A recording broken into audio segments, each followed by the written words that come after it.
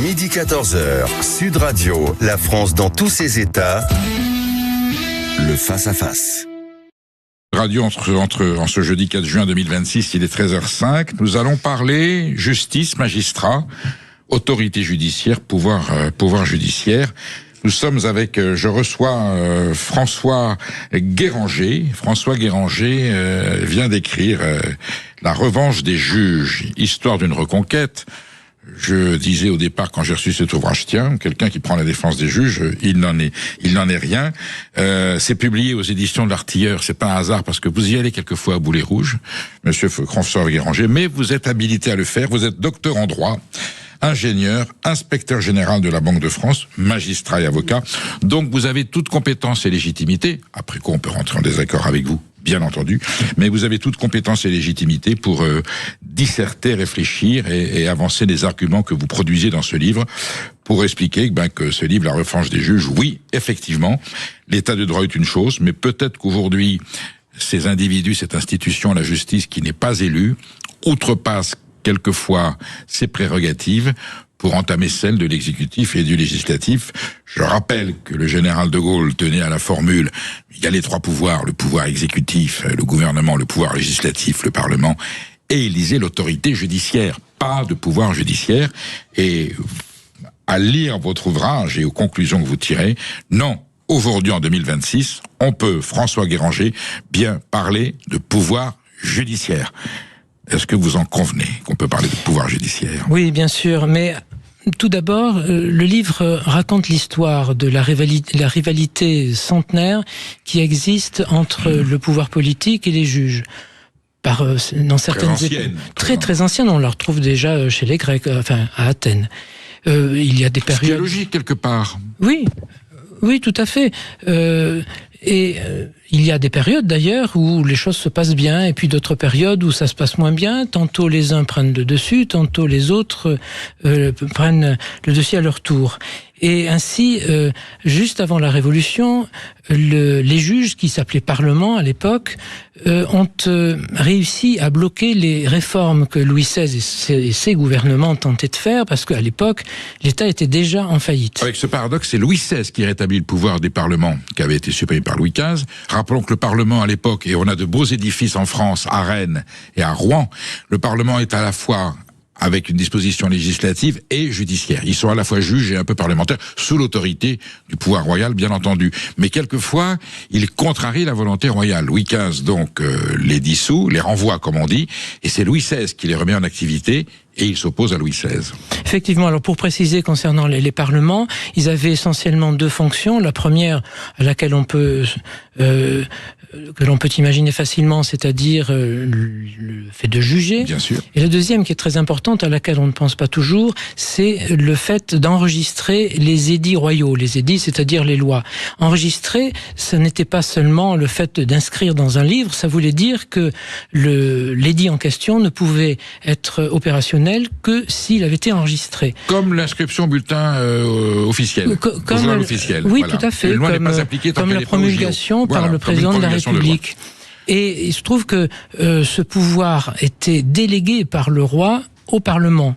Le pouvoir était chez le roi, c'est le roi qui le possédait, mais du fait que les affaires augmentaient en nombre à la suite de l'élargissement du domaine royal, eh bien, il a délégué au Parlement. Et alors, lorsque le Parlement refusait d'enregistrer, il pouvait y avoir une nouvelle lecture, on appelait ça remontrance, c'est-à-dire remontrer à nouveau, c'était une nouvelle lecture, et si jamais il y avait blocage, le roi pouvait décider d'un lit de justice. Alors, un lit de justice, c'était physiquement quasiment un lit qui était établi dans le Parlement à Paris, et à cette occasion, il disait, je vous ai délégué le pouvoir, là je vous le retire, le temps que je prenne la décision qui doit être inscrite, la décision pour cet édit royal. Il se faisait son conseil constitutionnel à lui seul, quoi. Tout à fait, c'est un peu ça, c'est peut-être de ça qu'on manque d'ailleurs. Peut-être qu'on pourrait remettre un lit de justice. 1789, vous expliquez le tournant, la révolution, pour le coup, là elle en est une pour les juges. Les révolutionnaires décident que la souveraineté procède du peuple exclusivement et que les parlements, les juges, donc qui vont devenir les tribunaux, ne sont l'expression, ils ne sont que la bouffe de la loi. Ils sont là que pour dire et raconter la loi, non pas la faire ni la créer. Et c'est là où le conflit commence. C'est tout à fait cela. Donc les révolutionnaires sont aperçus que le pouvoir royal avait pu être battu en brèche par les juges. Ils ne voulaient pas que le pouvoir ou républicain, que la République subisse le même sort. Donc les juges ont été mis dans une position subalterne. Et d'ailleurs, vient un journaliste qui s'appelait Robert Doux-Jouvenel, qui avait écrit aux alentours de 1910, il racontait que dans son collège, ses camarades voulaient être avocat ou bien médecin ou officier, mais aucun ne voulait être magistrat parce qu'ils étaient mal considérés et mal payés. Donc il y avait matière à revanche du fait de cette situation-là. Et cette revanche, elle va se construire petit à petit à partir du début du 19e siècle jusqu'à aujourd'hui, où aujourd'hui on peut dire que la revanche est complète et que la situation des juges est à peu près équivalente de celle des parlements juste avant la Révolution. On va reposer le problème tel qu'il est aujourd'hui défini par nos institutions. Je le rappelle, je parle sous votre autorité, François Guéranger. Nous avons 3 instances. Le pouvoir exécutif français, c'est-à-dire président de la République et gouvernement. Le Conseil d'État est là et le tribunal de l'administratif de l'État. Nous avons la Cour de cassation qui est le tribunal de la justice, qui juge les jugements des autres juges, et nous avons le Conseil constitutionnel, qui est le tribunal du législatif, qui juge la conformité des lois à la Constitution. Ces 3 entités sont là. Aujourd'hui, vous expliquez l'évolution du droit et l'autorité judiciaire s'est octroyée à travers certaines dispositions le fait qu'ils peuvent non pas se contenter d'être les porte-parole de la loi et les applicateurs de la loi. Non seulement il la crée, il la forme, mais il peut même inventer des dispositions qui ne sont pas prévues par le cumul des normes, la jurisprudence des tribunaux. Une décision de justice devient une forme de loi à laquelle on se réfère pour appliquer une autre décision de justice. Oui, alors il faut remonter un tout petit peu en arrière, en 1958, au moment où la Constitution a créé le Conseil constitutionnel. À cette époque, la loi avait été coupée en deux. Il y avait une partie de la loi qui incombait au Parlement et une autre partie qu'on appelait règlement et qui incombait au pouvoir politique. Je l'appelle pouvoir politique. Là, essentiellement, l'exécutif. Voilà, exactement. Et donc, il y avait donc une frontière, et pour surveiller la frontière, le Conseil d'État était chargé d'éviter que le gouvernement empiète sur les prérogatives du Parlement. C'était ça l'esprit, parce qu'il n'y a pas de Conseil constitutionnel sous la 3e ni la 4e. Non, tout à fait. Et le Conseil constitutionnel... Pourquoi ? Pour contrer éventuellement des abus du Parlement Non, c'est une question de limite, c'est plus technique. C'est même pas. C'était légitime pour vous ou non ? Oui, dans la mesure où on avait créé le règlement et la loi, il fallait éviter que la loi n'empiète sur le règlement. C'était purement technique. C'était la première attribution du Conseil constitutionnel, en fait la deuxième, puisque la première, c'était de veiller à la régularité des élections. Et puis, un coup d'état juridique, le 16 juillet 1971, le Conseil constitutionnel décide que toute une partie importante de principes deviennent du droit.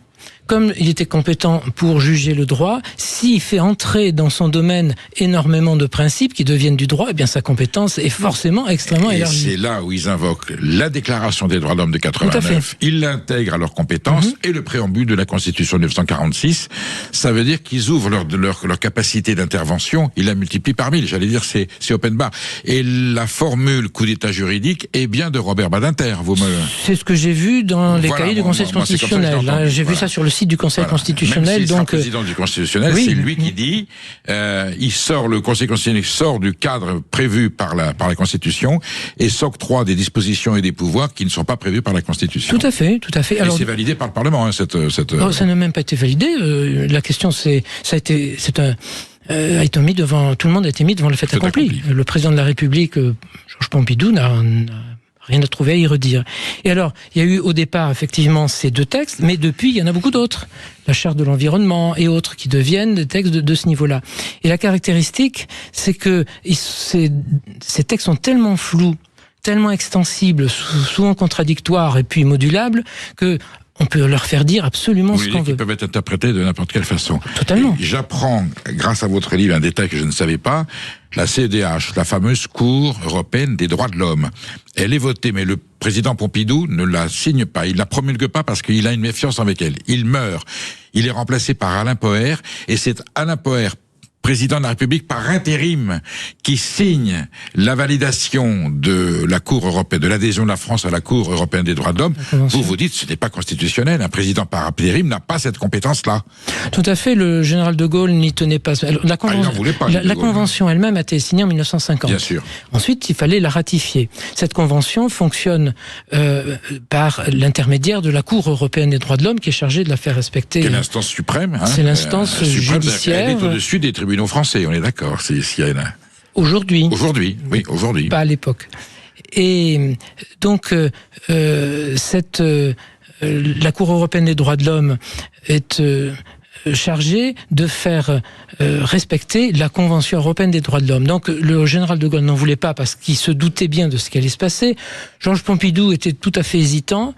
Il meurt et le président de la République par intérim, Alain Poher, est désigné pour, comme on dit, traiter les affaires courantes. Surtout qu'il est resté 30 ou 35 jours, pas très longtemps.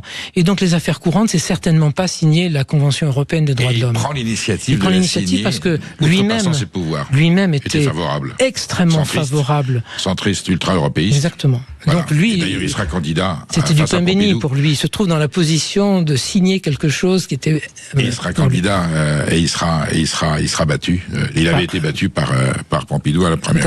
Nous sommes en train de parler. Nous dissertons avec François Guéranger, qui est docteur en droit, magistrat et avocat du pouvoir judiciaire, La revanche des juges, histoire d'une reconquête, publiée aux éditions de l'Artilleur. Vous nous appelez parce que vous êtes forcément, vous aussi, interpellé ou concerné. Vous avez autre idée.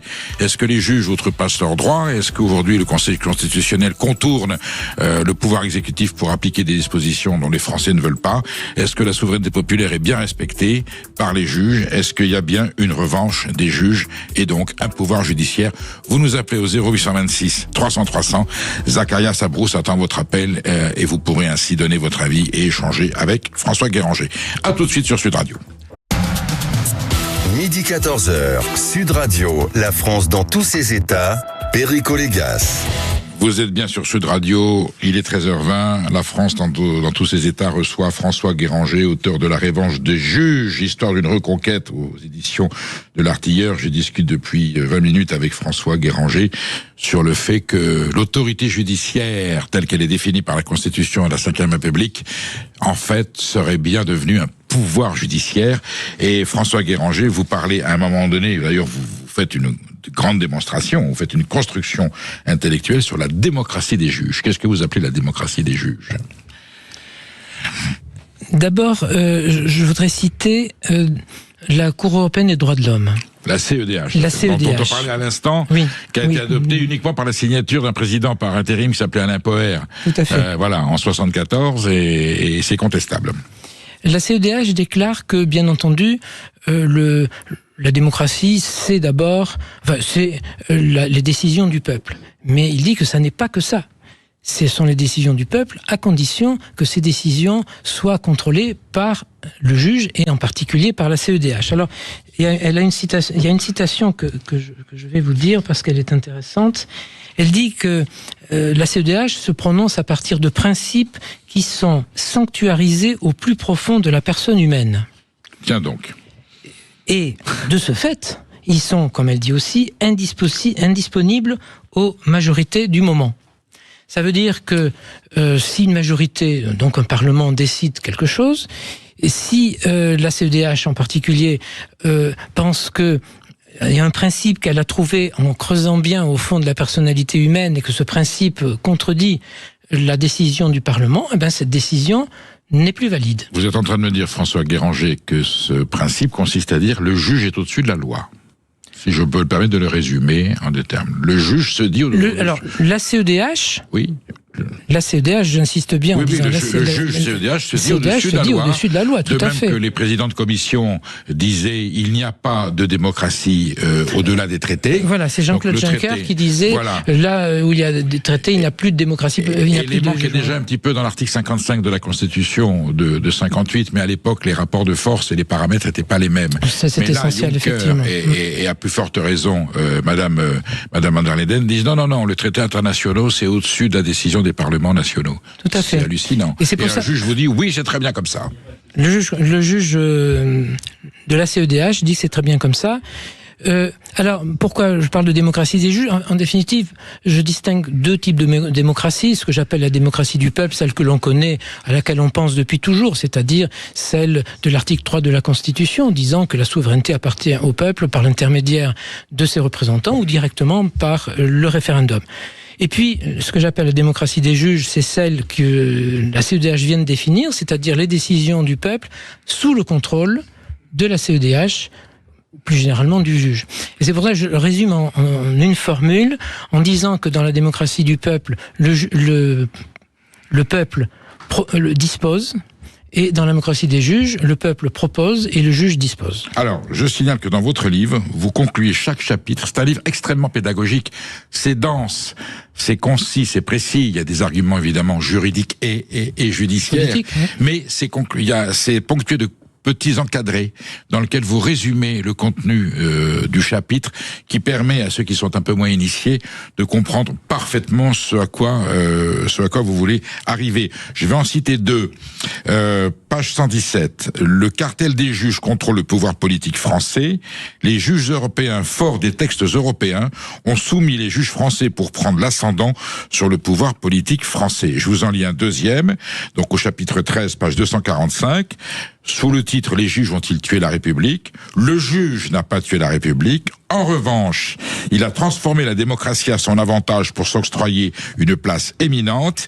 Il ne s'agit plus de faire respecter l'ordre établi par le pouvoir politique. Il faut créer des jurisprudences dites constructives afin d'orienter la marche de la société dans le sens des grands principes. C'est redoutable, François Guéranger, ce que vous expliquez là. Oui, mais c'est la réalité. En tout cas, vous me direz que je fais une fixation sur la CEDH, mais c'est exactement ce qu'explique la CEDH. Non, mais c'est tout le problème d'aujourd'hui. Oui. Est-ce que la souveraineté du peuple français est respectée par les institutions européennes ? Ah non, certainement pas. On est d'accord. Certainement pas. Et alors je reviens à la CEDH qui, elle, est extérieure au sujet des droits de l'homme. Elle explique, elle fait des observations dans les pays qui dépendent d'elle, et elle se dit, tiens, la société évolue dans un sens. Ce sens me convient, dit-elle, et donc les prochaines décisions que je prendrai, que j'imposerai à tel ou tel autre pays, seront conformes à ce sens que je distingue pour l'avenir.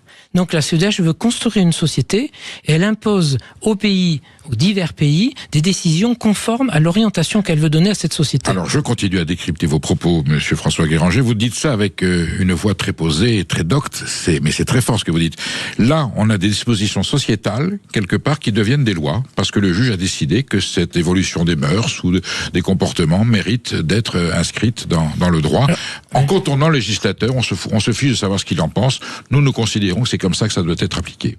Alors, ça ne devient pas vraiment des lois, mais ce sont des décisions qui, cassant les autres décisions, s'appliquent. De fait, elles organisent la société. Et oui, tout à fait. Alors, au départ, les décisions de la CEDH ne s'imposaient pas au pays, mais en France, on a décidé dans un décret de 2010. Voilà, 2010. Que désormais. Sous la présidence de Nicolas Sarkozy, très paradoxal. Très important de rappeler le chef de l'État. Vous l'avez dit, effectivement.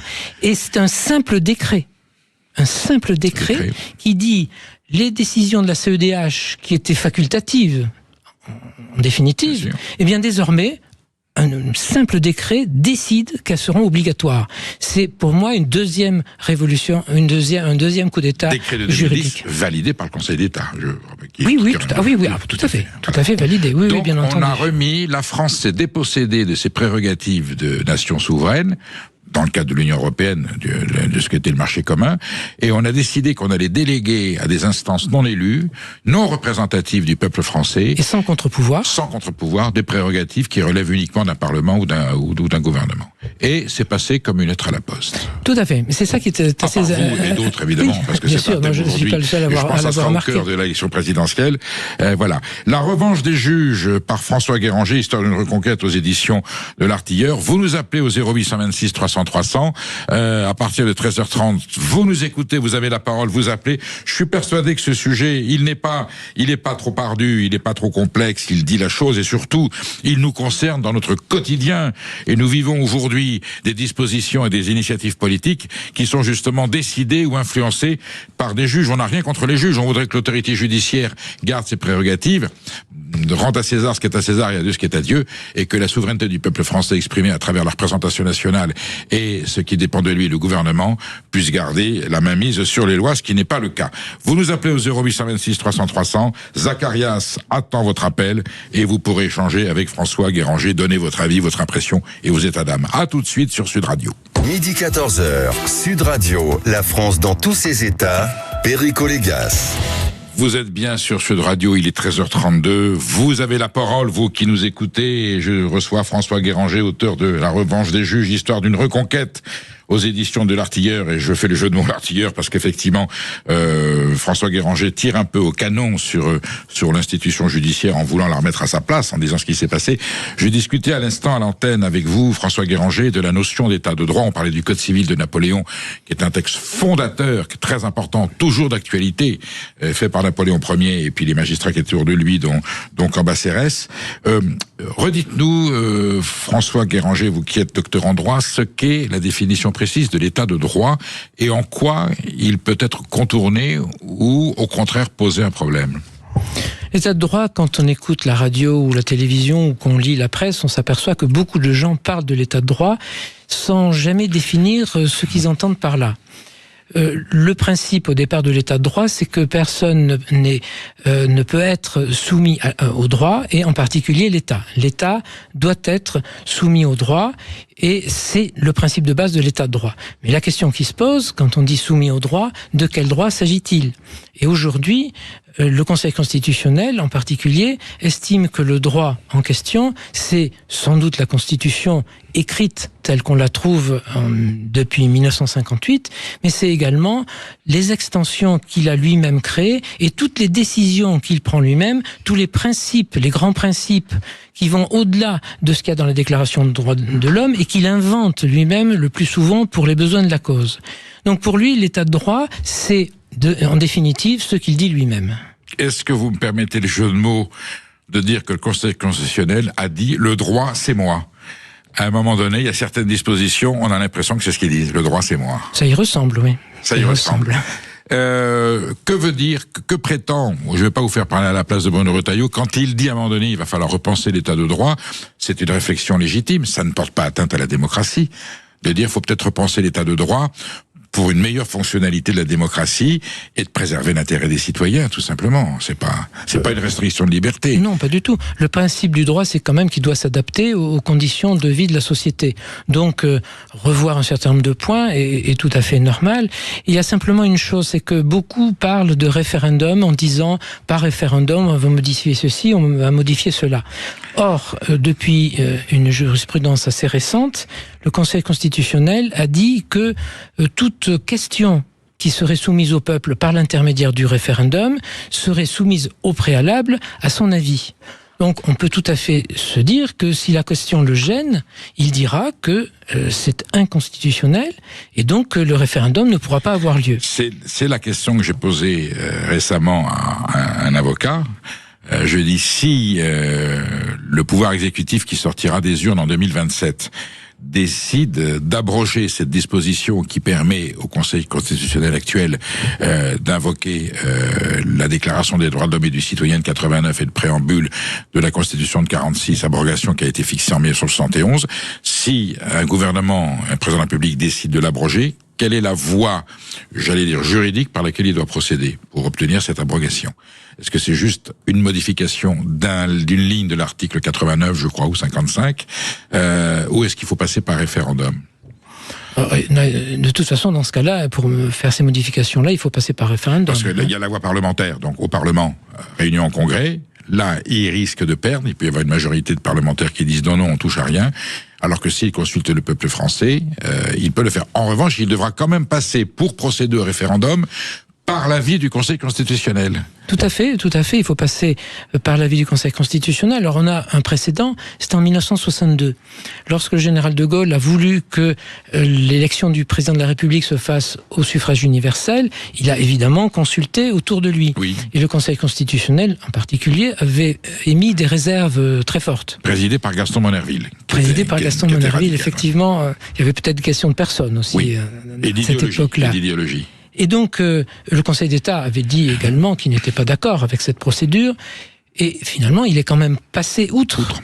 Le référendum a eu lieu et la participation à ce référendum a été extrêmement forte, ce que l'on peut considérer comme une validation de la procédure. Du peuple souverain. Vous avez encore, François Guéranger, des juristes qui considèrent que cette élection du président de la République au suffrage universel, votée, approuvée en 62, n'est pas conforme à la Constitution, qu'il a fait une petite entorse constitutionnelle. C'est une lecture. C'est une lecture, oui. Donc, mais enfin, quand le peuple souscrit à 80%, je pense que c'est... Donc là, concrètement, si un exécutif décide d'abroger cette disposition permettant au Conseil constitutionnel d'invoquer les droits de l'homme et la Constitution de 46, passage par l'article 11 de la Constitution pour un référendum, et là vous nous dites, le Conseil constitutionnel peut considérer que ce référendum n'a pas à avoir lieu. Il conteste pas le fond du projet d'abroger la disposition 71, mais peut dire oui, sauf que le référendum n'a pas lieu d'être. Qu'est-ce qui se passe? Donc pas de référendum?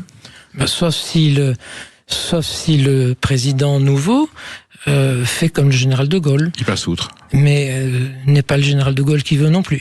Il passe outre, ça veut dire qu'il convoque quand même le référendum. Est-ce qu'il y a des maires qui peuvent dire à moi... Alors des maires ou des préfets. Des maires ou des préfets, qui peuvent dire je n'organise pas. Je n'organise pas parce que je n'ai pas l'accord du Conseil constitutionnel. Donc là, c'est quand même un saut dans l'inconnu. Cela signifie, François Guéranger, qu'aujourd'hui le Conseil constitutionnel peut s'auto-protéger. Il peut empêcher un acte qui serait légal, restreignant ses pouvoirs ou les ramenant à ce qu'ils étaient avant 1971, il peut s'auto-immuniser. C'est quand même juridiquement très, très problématique. Si le peuple souverain décide qu'on lui retire cette prérogative, et le Conseil constitutionnel peut dire, non, vous me la retirez pas parce que j'ai pas envie que vous me la retiriez. À partir du moment où il s'est considéré comme compétent pour juger des questions et que ça n'a pas posé de problème, eh bien, il est compétent pour juger des questions. Alors, comment est-on arrivé, François Guéranger, à cette situation vous avez parlé de démocratie des juges, de gouvernement des juges. Est-ce que vous me permettez la formule autorité judiciaire absolue, puisqu'on va garder le mot autorité judiciaire, c'est une autorité absolue, c'est-à-dire que le juge qui est un magistrat non élu peut, à un moment donné, prendre des dispositions qui remplacent un petit peu ce que la représentation nationale voudrait. Comment ça s'est fait? C'est par étapes que petit à petit, vous dites la revanche, histoire d'une reconquête, comment ils ont reconquis ce terrain? C'est une longue histoire, c'est pour ça que dans le livre, il y a plusieurs chapitres. Passionnant, il y a à lire absolument. Il y a plusieurs chapitres.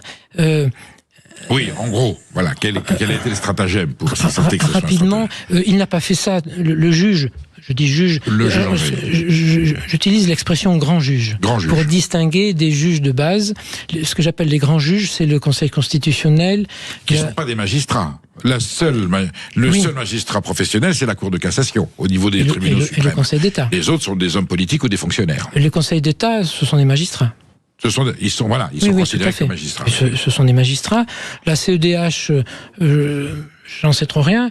Il y a la CJU et la Cour de justice de l'Union européenne qui sont des magistrats également. Mais en tout cas, ces cinq-là, je les appelle les grands juges pour montrer que eux ont un pouvoir tout à fait important par rapport aux juges de première instance ou même d'appel qui ont des pouvoirs eux-mêmes beaucoup plus limités. Et ils n'ont pas été les seuls, parce que on peut dire une revanche certainement, une reconquête certainement, mais il y a quand même une idéologie dont on parlait plus ou moins tout à l'heure, qui est le fait qu'il y a une méfiance à l'égard du peuple.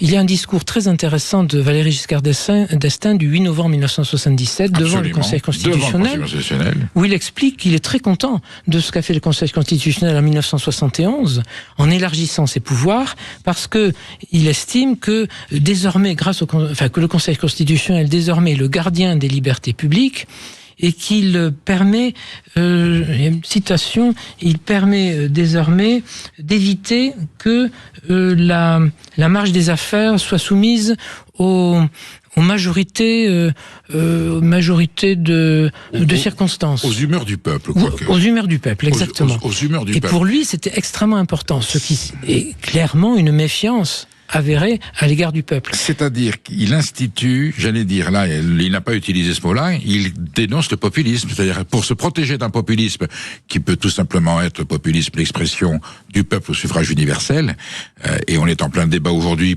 et ça avait commencé avec le traité constitutionnel de 2005, quand le peuple français l'a refusé, on a dit, ce sont des gens qui n'étaient pas compétents pour décider, qui ont refusé, on n'aurait pas dû leur soumettre, on aurait dû passer par le Parlement. Et là, Giscard d'Estaing, en 77, dit la même chose. C'est-à-dire qu'on considère aujourd'hui que le peuple souverain n'a pas à exercer autant de souveraineté que ça. C'est tout à fait ça. C'est pour ça que je parlais de démocratie des juges, c'est-à-dire d'un peuple sous contrôle des juges et en particulier de la CEDH et du Conseil constitutionnel. Nous avons Michel qui nous appelle de Clermont-Ferrand. Bonjour Michel. Oui, bonjour. Bonjour Michel, comment ça va Bonjour à votre invité, ça va très bien. Bonjour au pied des volcans d'Auvergne qui, de quelques milliers d'années nous contemplent comme les pyramides de Gizeh pour le Bonaparte. Vous avez une question précise sur le référendum populaire, Michel, je vous écoute. Je voulais savoir si un référendum populaire peut supprimer le Conseil d'État et le Conseil constitutionnel. Ah oui, vous y allez carrément, on supprime les deux instances. François Guéranger, est-ce qu'un jour, si la République décide qu'elle se passe de ces deux institutions, est-ce que c'est juridiquement envisageable ou démocratiquement envisageable à travers un référendum ? En principe, un référendum peut faire beaucoup de choses. Sur ce point précis, puisque vous posez une question précise, supprimer le Conseil constitutionnel et le Conseil d'État, je ne suis pas personnellement persuadé que ce soit... Vous voulez dire que c'est utile quand même, c'est ça ? Je pense que c'est utile quand même. Même si on pourrait le repenser un petit peu. On peut simplement canaliser l'activité de l'un et de l'autre. Mais ce sont quand même, en tout cas le Conseil d'État en particulier, est une institution tout à fait utile et honorable, et donc la suppression me paraît pas judicieuse. Alors est-ce que ça pourrait, sous forme d'un référendum... Alors est-ce que cela dit, juridiquement c'est faisable ? Ça serait très compliqué. Oui, ça serait compliqué, il faut vraiment examiner la question de près. Il faut bien un tribunal de l'administratif. Oui, et puis le référendum d'initiative populaire, il y a une procédure qui est assez compliquée. Très lourde. Et très lourde, et donc ça serait peut-être pas la bonne formule. Ça pourrait être étudié, mais à titre personnel, je pense que ça n'est pas souhaitable. Et l'idée de supprimer le Conseil constitutionnel, évidemment, tout ça est envisageable. Là aussi, procédure lourde et compliquée. Oui, mais il vaut mieux le recadrer. Merci Michel.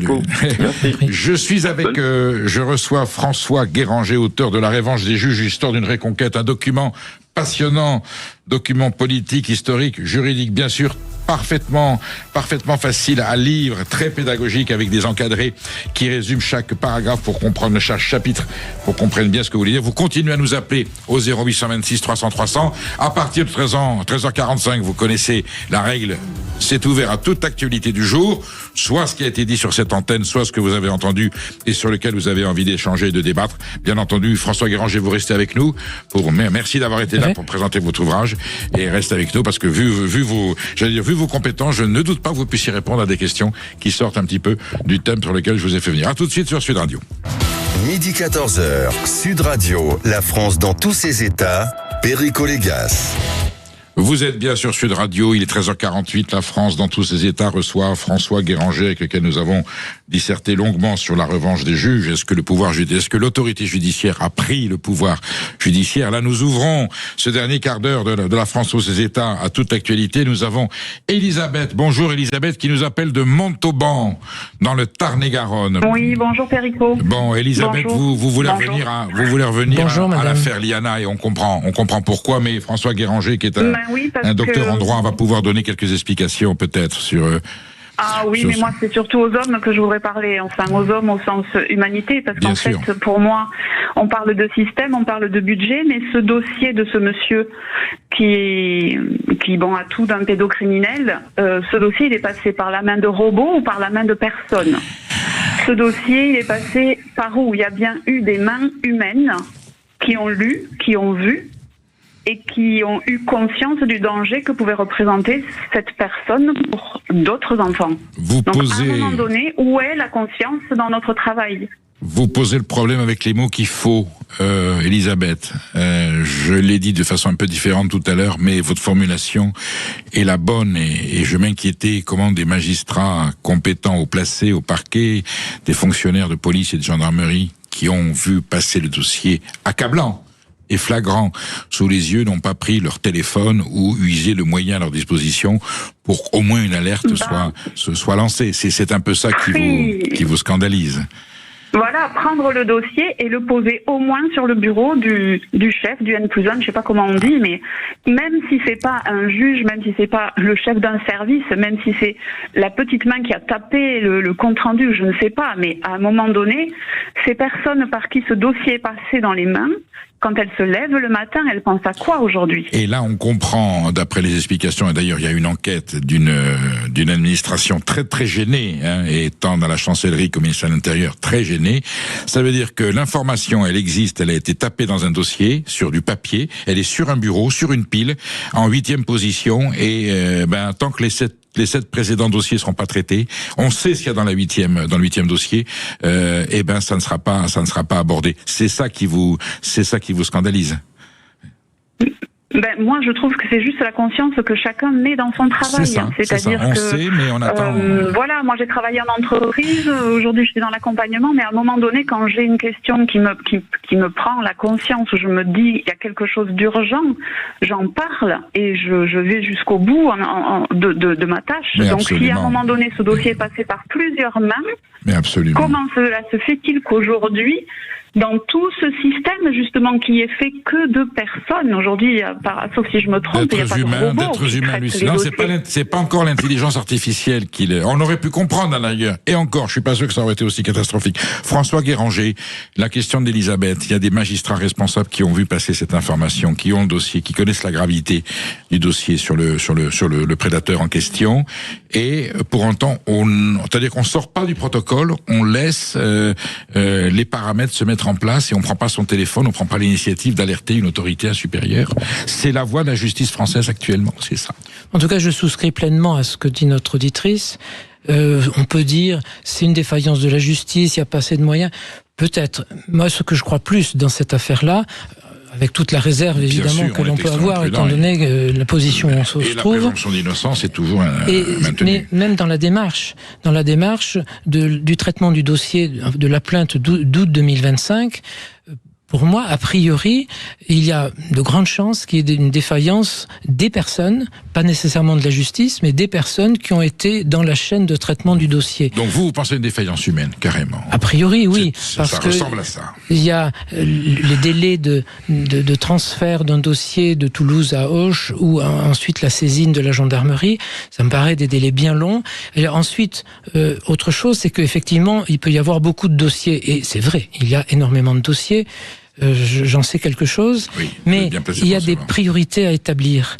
Et tous les dossiers n'ont pas la même importance ou la même urgence. Et on peut penser que dans le cas précis, avec tous les éléments qui apparaissent dans la presse aujourd'hui concernant la plainte de 2025, eh bien le dossier aurait dû avoir une priorité qui certainement aurait diminué les délais. Et là maintenant on est à 3 ou 4 dossiers, plus les évictions des établissements scolaires où cette personne a travaillé pour évixer pour avoir des comportements. On signale au passage que l'institution scolaire n'a rien dit. Là aussi. Donc il n'y a pas que la justice. Mais non, c'est pour ça, c'est tout l'appareil de l'État finalement qui a failli dans cette affaire et dans une situation absolument tragique. Nous avons Sophie qui nous appelle de Biarritz. Bonjour Sophie. Oui, bonjour Perico. Merci encore une fois de prendre mon appel et je vais vous avouer quelque chose. J'ai failli pas appeler parce que je suis un peu découragée. Et l'actualité de vos 3 dossiers, c'est lourd tout ce que vous avez abordé aujourd'hui. J'avais annoncé au début de cette émission que c'était pas une émission. Voilà, ça serait pas une information qui sera réjouissante. Il faut être adulte, il faut réagir. Alors ma réaction, c'est que avec ce qui s'est passé ce week-end, moi je pensais que si vous voulez dans un pays normal, le ministre de l'Intérieur aurait dû démissionner, mais enfin là, ça n'est plus du tout à la mode ces dernières années. Vous faites allusion aux émeutes à Paris après le match oui, PSG.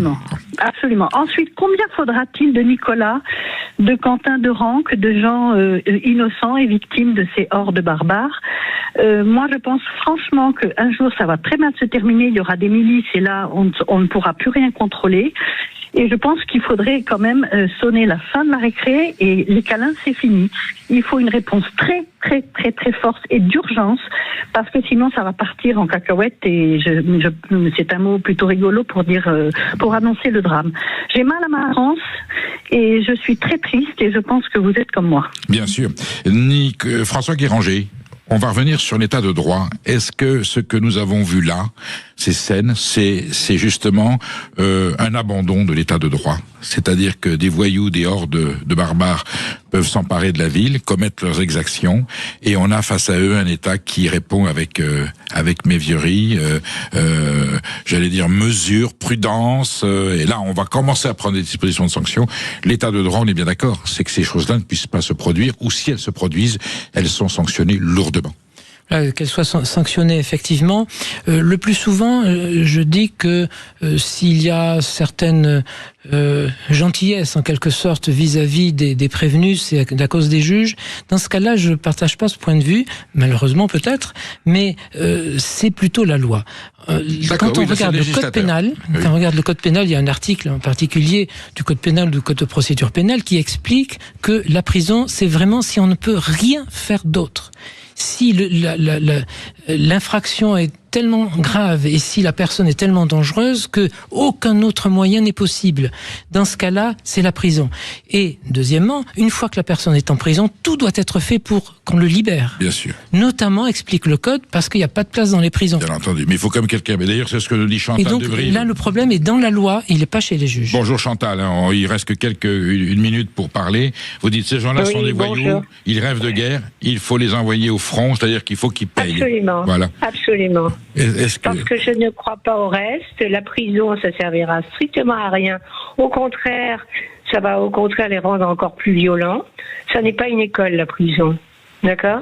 Et qui paie ? Alors bien sûr, l'histoire de payer les dégâts, mais comment vont-ils faire ? Ils n'ont pas d'argent. Donc les envoyer pour faire des travaux d'intérêt ? Et comment vont-ils être suivis ? Ça ne marchera pas non plus. Et moi, je ne vois que cette solution. On leur demande, on les accompagne, on leur dit, vous choisissez. Vous voulez aller où pour faire la guerre ? Et on les envoie direct, un aller, et qui s'y débrouille après. Oui, sauf qu'on n'a pas de guerre à disposition, Chantal, oui. Mais je comprends. Mais je suis désolée, mais quand on voit qu'ils veulent limiter l'immigration, bon, ça veut dire qu'effectivement, ils veulent renvoyer des gens dans leur pays. Mais peut-être qu'ils ne sont pas dangereux, ceux-là. Donc, on commence par là. On commence par ceux qui sont dangereux. François Guéranger, et qui sont violents. Bien sûr, Chantal. François Guéranger, l'état de droit, c'est l'état de droit. On respecte quand même. Voilà. Tout à fait. Tout à fait. L'état de droit reste l'état de droit. Il est extrêmement important de le respecter. Merci François Guéranger, La revanche des juges, histoire d'une reconquête aux éditions L'Artilleur, un document historique et très pédagogique sur les faits et la façon dont les juges ont peut-être ou sont en train de prendre ou de reprendre le pouvoir. Merci d'avoir été avec nous sur Sud Radio. Je vous laisse en compagnie de Brigitte Lahaye qui va vous parler de la revanche de l'amour. Et quant à nous, nous nous retrouvons lundi, espérons pour des informations plus rassurantes et moins éprouvantes que celles qu'on vous a données cette semaine. Bon week-end. À très bientôt. Vous restez surtout sur Sud Radio. Merci.